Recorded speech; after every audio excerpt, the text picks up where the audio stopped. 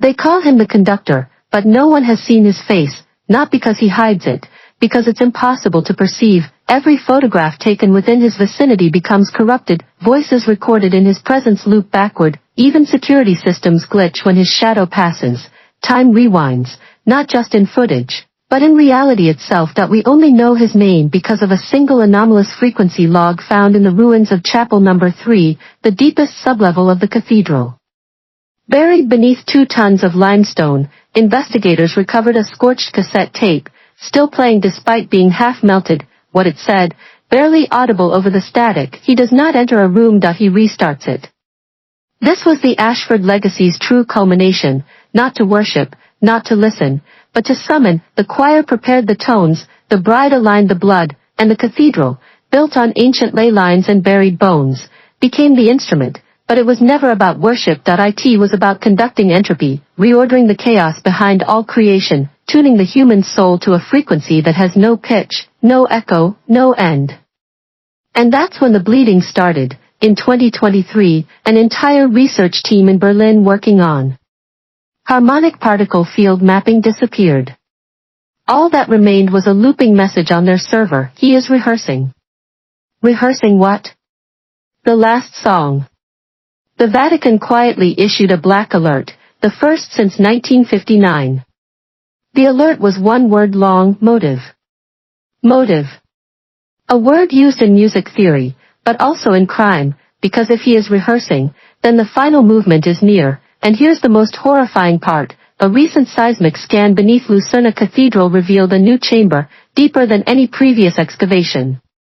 Not man-made. Inside it, a colossal cocoon, pulsing with the same double heartbeat pattern as Eloise. The bride is ready, the cathedral is primed, the sea Hoyer awaits their cue. Now all that's left is for you to listen. Comment: I heard the last note, if you made it this far. But remember, some songs stay with you, especially the ones not meant for human ears.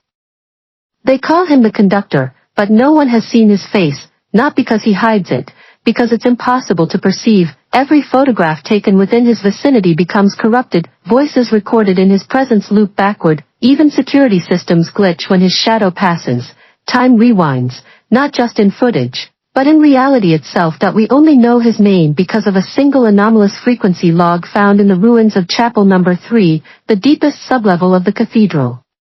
Buried beneath 2 tons of limestone, investigators recovered a scorched cassette tape, still playing despite being half melted. What it said, barely audible over the static: "He does not enter a room. He restarts it." This was the Ashford legacy's true culmination, not to worship, not to listen, but to summon. The choir prepared the tones, the bride aligned the blood, and the cathedral, built on ancient ley lines and buried bones, became the instrument. But it was never about worship. It was about conducting entropy, reordering the chaos behind all creation, tuning the human soul to a frequency that has no pitch, no echo, no end. And that's when the bleeding started. In 2023, an entire research team in Berlin working on harmonic particle field mapping disappeared. All that remained was a looping message on their server: "He is rehearsing." Rehearsing what? The last song. The Vatican quietly issued a black alert, the first since 1959. The alert was one word long: motive. Motive. A word used in music theory, but also in crime, because if he is rehearsing, then the final movement is near. And here's the most horrifying part: a recent seismic scan beneath Lucerna Cathedral revealed a new chamber, deeper than any previous excavation. Not man-made. Inside it, a colossal cocoon, pulsing with the same double heartbeat pattern as Eloise. The bride is ready, the cathedral is primed, the sea Hoyer awaits their cue. Now all that's left is for you to listen. Comment: I heard the last note, if you made it this far. But remember, some songs stay with you, especially the ones not meant for human ears. Let me drag you deeper, because you asked for it. In 1854, when the Diocese of Milwaukee purchased the old Lambden estate to create St. Mary's Convent, they did not buy land. They inherited a wound. The estate had a past long before rosaries ever touched its soil. A lumber baron's mansion, yes, but before that, a Potawatomi burial site, desecrated and paved over. The church saw opportunity in isolation.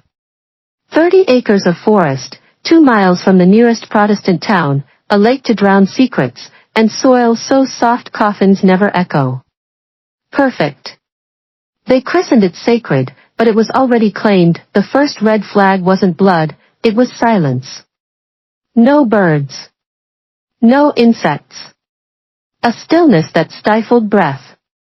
Locals whispered about the wind that never moved the pines near the chapel. Horses refused to approach. But the church? It thrives in silence. It thrives in fear disguised as reverence. So they sent women, young, obedient, devout. 23 in black veils. They arrived with hope, and names that the church would soon forget. Mother Catherine Murphy. That was their leader. A woman so cold her shadow bent away from fire. Chosen not for her holiness, but her history. She'd once overseen a Boston orphanage shut down for spiritual excesses. Children had vanished there too, but the charges never stuck. Rome promoted her. That's how the system works. Sin doesn't disqualify, it recommends. Her 2 lieutenants, sisters Margaret and Elizabeth, completed the trinity of power. Margaret, the healer.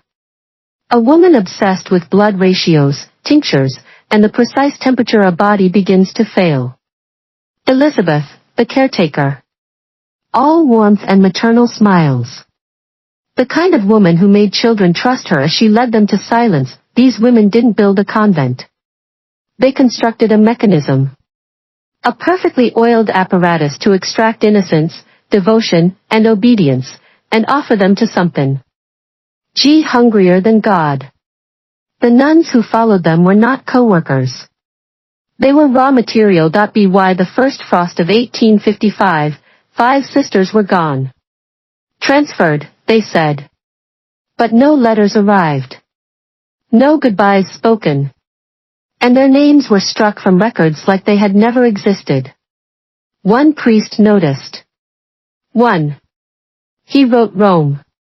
His body was found weeks later, washed ashore with salt crusting his eyelids. He hadn't drowned, his lungs were bone dry. Understand this, these weren't isolated incidents. They were rehearsals. St. Mary's was a prototype. A trial run for something older than the church and far more organized. What vanished in those halls wasn't just women, it was evidence that control does not always come from pulpits. You feel that itch in your spine. That's recognition. You've seen this before, different names, different robes, same machinery. Keep watching. Your blindfold is unraveling. But we're not done with the convent. Not even close. By 1861, the Civil War raged across the South, but in Wisconsin, another kind of war was being fought, one against memory. St. Mary's began taking in troubled girls. That was the phrase used in diocesan ledgers. Troubled meant orphans. Bastards. Girls who had seen too much or refused to kneel. They came in wagons, quiet, heads down, clutching rosaries they didn't understand. They thought they were going to a school. A home. What they entered instead was ritualized disappearance. Witnesses, those few brave enough to speak later, described nightly wails echoing through the stone halls. Girls forced into confession for hours. Chants not in Latin, but something older. Their mouths stitched shut with guilt before they ever bled. A few tried to escape. They were found, shivering, blind, fingernails ripped off like they'd tried to dig into something beneath the earth. Mother Catherine called it cleansing. But survivors, yes, there were some, they tell a different story. One girl, Anna B., now 94, whispered through trembling lips to a journalist in 1971, they opened the floorboards under the chapel. There were stairs, and candles. We weren't praying. We were feeding something. Feeding what? No one ever got a clear answer. Because the moment that interview aired on local radio, the tape vanished. The journalist's apartment burned the next night. And Anna? She was placed into psychiatric care until her death, but some pieces still remain. Old blueprints surfaced in 1996. Architectural plans drawn up by the original builders, now in private collections. They show a sub-basement not listed in any church records. A room 40 by 60 feet, directly beneath the altar. No doors. No windows. No stairs, just an open shaft descending into stone. Why would a convent need that? You already know. By 1873, 38 women had gone missing. The official church count? 4. The rest were simply erased. But when one nun named Sister Marie smuggled out her journal, a battered leather book bound with twine, it told a different tale. In shaky Latin, she wrote, "We are not brides of Christ. We are soil. And something in the roots drinks us." That journal was confiscated. Its last known location? The Vatican's Archivum Secretum, the secret archives, where sunlight and outsiders are forbidden. This wasn't faith. This was feasting, and it wasn't just happening in Wisconsin. The same design, the same architectural quirks, chapels with sealed pits, convents built over desecrated native ground, began appearing across the Midwest, from Iowa to Michigan. A network, not of worship, but of containment. Or worse, of access. By 1880, Mother Catherine disappeared without a trace. Her room was locked from the inside. Her veil was found at the foot of the altar, soaked in something dark and sticky that was not blood. They closed the convent soon after. Burned half of it down.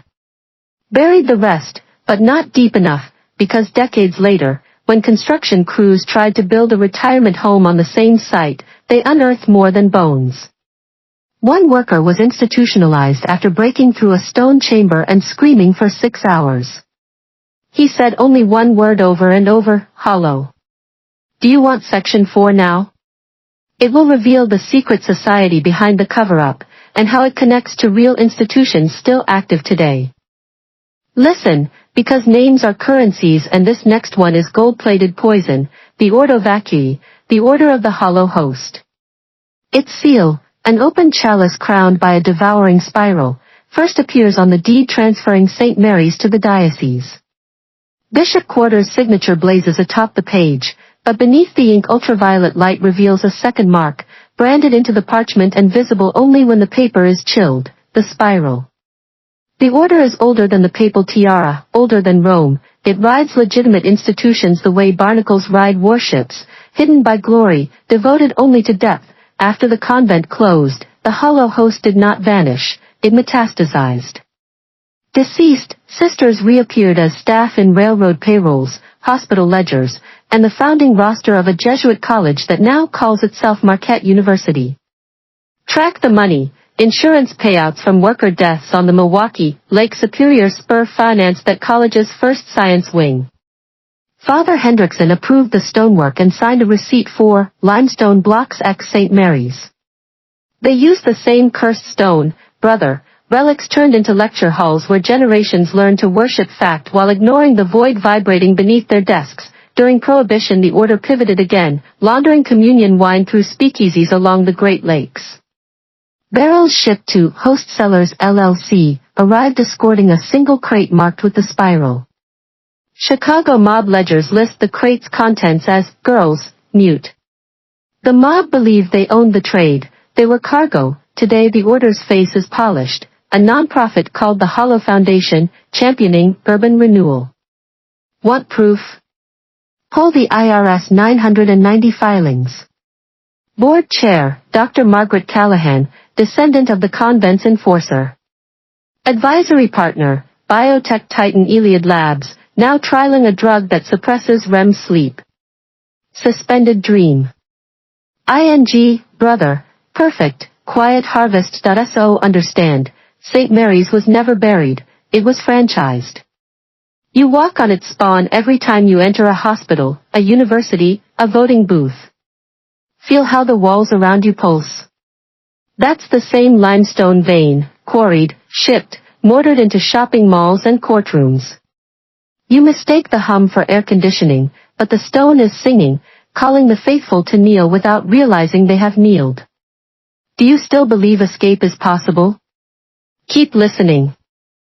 The hollow foundation's buildings look clean, glass facades, brushed steel, sustainable timber, yet every blueprint hides the same negative space. A windowless sublevel marked archival storage, always 13 feet high, 23 feet long, no conduit, concrete poured at night.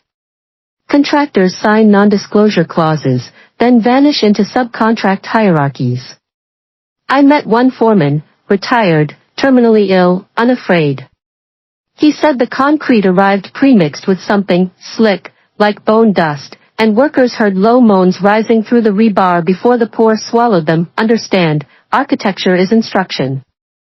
When a room is shaped like a mouth, people walk in like sentences. The order teaches space to devour. That is why St. Mary's Bell Tower still stands after the fire, it resonates. In 2011, university seismologists placed sensors across Wisconsin.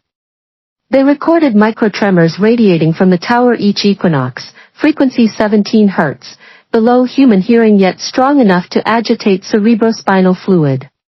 Emergency rooms log migraine spikes those nights, hospitals blame barometric shifts.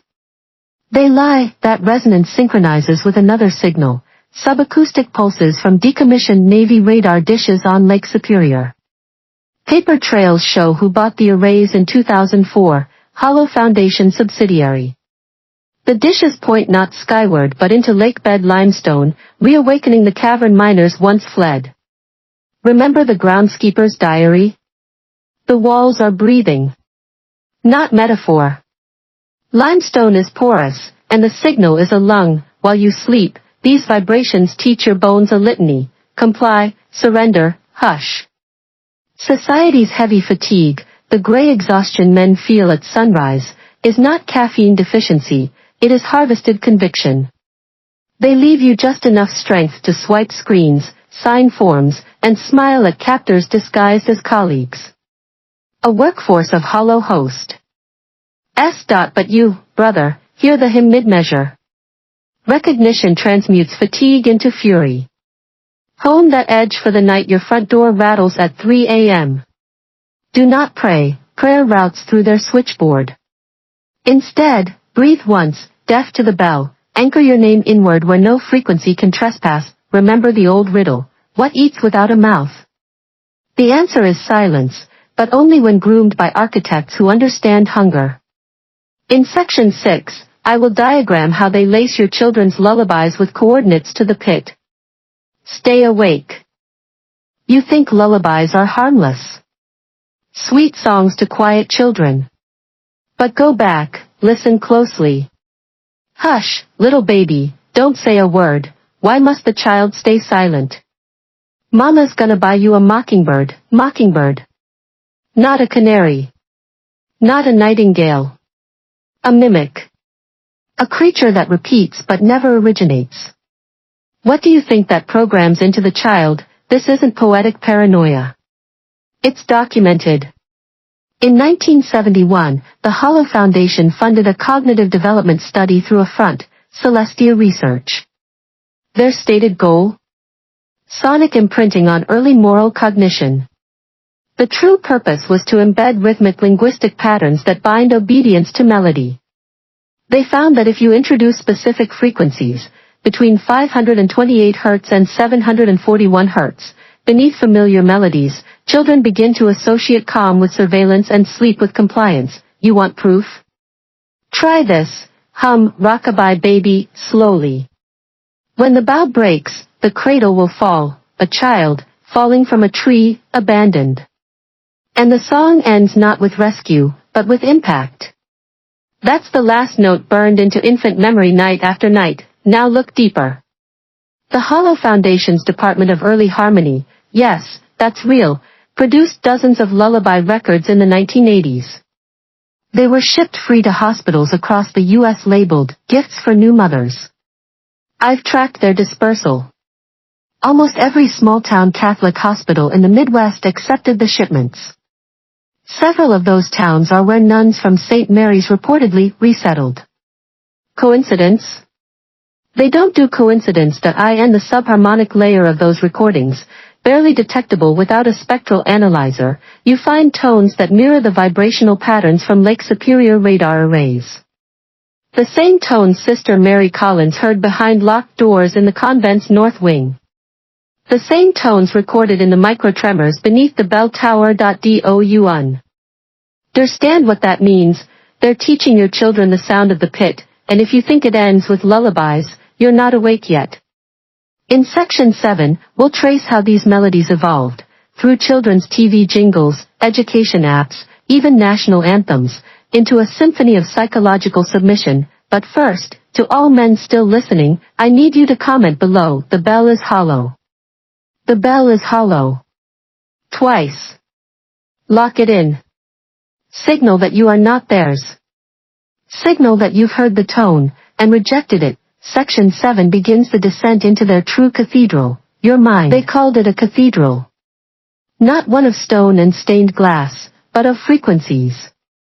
A structure built not for worship, but for control. Do you remember the Liberty tune? That little jingle kids sang in the early 2000s? Freedom is ringing, let it shine, hand in hand through space and time. It was plastered on PBS, Nickelodeon, even some McDonald's Happy Meal toys. Innocent? No. That melody is a resequenced fragment of the 1984 Hollow Foundation lullaby recordings, modified into a major key to feel empowering. But the subharmonic core remained. The binding tone, and then came the apps. From 2010 onward, developers were paid, through untraceable educational grants, to embed rhythmic frequency spikes into popular kids' apps. Talking Tom, Baby Bus, even ABC Mouse. At precise intervals, 20-minute cycles, the apps emitted sound bursts in the 741 Hz range, just below conscious hearing. These sounds were based on patterns discovered in the Ashford crypts, carved into lead plates, the Cantus Manus, the forbidden hand of song. And what does 741 Hz do? It activates the insular cortex. The part of the brain that governs gut feeling, risk aversion, and shame. That means kids raised on these tunes literally feel guilt when they act outside the approved behavior loop. They self-correct. They don't even need discipline. The song punishes them. Let that sink in. They reprogrammed your child's intuition using cartoon jingles. And who funds the companies that own these apps? Follow the money. It all loops back. Vanguard. BlackRock. The same portfolios that own real estate in Ashford County, that funded the Hollow Foundation's revival under a new name, Lucerna Media, Lucerna. Latin for lamp. As in, hide it under a bushel? No. I'm gonna let it shine. You sang that as a child, didn't you? Sunday school. Campfire songs. But that light? That was never yours. It was theirs. Air beacon, their symbol, their surveillance, and here's where it gets worse. Deep in Lucerna's 2021 patent application for harmonic behavioral modulation, there's a device listed, EchoRoot. A small, ultrasonic transmitter embedded in talking dolls and smart cribs. It was marketed as a sleep aid. It was activated by lullabies. You read that right. They built the cathedral inside your nursery. So if you think the bloodline died in Ashford, think again. It survived in frequency. It survives every time a child hums the tune that makes them afraid to disobey. Section 8 is next. There, we go into the cathedral's choir, and the grown men who now sing the songs in reverse to unlock doors beneath the hollow grounds. If you're still with me, comment below. I reject the mimic. The song dies with me. Say it. Type it. Own it. You're either an echo, or an ending. They thought the cathedral was metaphor. But beneath the hollow grounds, beyond the ossuary crypt, deeper than the mapped tunnels, there's a chamber lined with basalt and teeth. A resonance chamber. Not natural. Built in 2017, a Lucerna contractor leaked one page of a black site briefing. It detailed a private gathering held December 12, 2012, beneath Ashford. The report referred to it as the reharmonization. Present, 12 men, all childless, all high clearance, all alumni of the Ashford Preparatory Institute. But this was no ordinary reunion. They brought instruments, but not ones you'd recognize. The choral spine, grown from the vertebrae of fetal pigs and tuned human bone. The throat reed, a carved whistle that must be swallowed. And worst of all, the cradle bell, an instrument that can only be rung by someone who has never heard a human lullaby in their life. That night, they sang, not for God. Not for art. But to unlock, the song they sang was the inverse of the Liberty tune. Same notes, reversed scale. But there was a 13th note, one not found in any Western system. Not minor. Not chromatic. A tone that doesn't exist in nature, but in pain. It's called abyssal D. When this note is sung, the body reacts violently. Nosebleeds. Muscle tremors. In rats, exposure causes them to begin grooming imaginary wounds. But to the choir, those 12 men, this note was the KEY.IT opened something. The seismic event was masked as a minor earthquake. But sensors at nearby abandoned gas wells picked up something stranger, a reverse harmonic echo. In essence, sound moving backward through time. A song that begins before it's played, and here's where it bends reality. 2 children in Ashford, unrelated, never met, both deaf, were recorded humming the abyssal D melody in their sleep 48 hours before the choir sang it. You understand what that means, don't you? They didn't.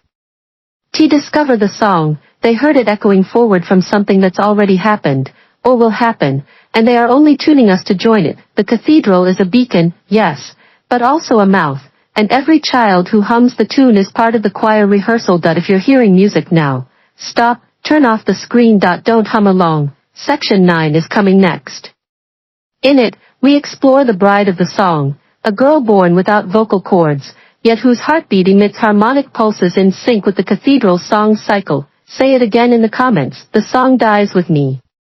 Or say nothing, and join the echo. They called her Eloise. Born 2003, to a mother who vanished from Lucerna County records the day after delivery.